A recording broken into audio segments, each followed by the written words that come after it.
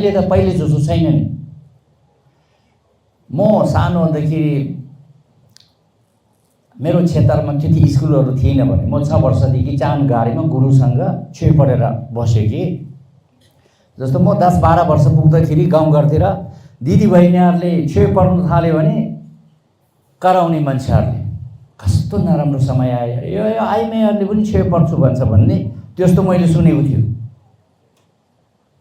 नजानेर हो नि, अब नजानेपछि त के गर्ने होइन। बुद्धले त छुइ त सबैको निम्ति बराबर हो नि। बुद्धले के भनेको छ, मेरो धर्ममा रिक मेचो, रुई मेचो, तेन मेचो अनि लोला मेचो, सेम्चो भन्छ कि सेम्चो। बुद्ध धर्म अभ्यास गर्ने हो भनेदेखि जातको पनि कुनै फरक छैन भन्छ। रिक भन्छ नि, रिक मेचो।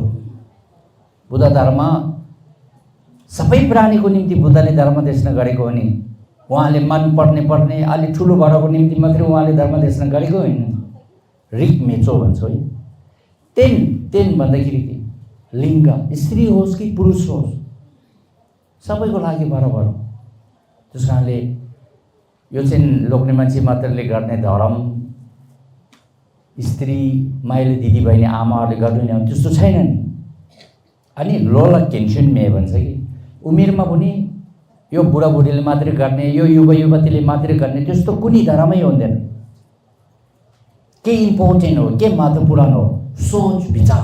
बुद्ध धर्ममा सबभन्दा ठुलो कुरा के, सही सोच सही विचार, राइट अन्डरस्ट्यान्डिङ भन्छौँ नि, राइट भ्यू भन्छ नि, दृष्टिकोण, त्यो चाहिने हो।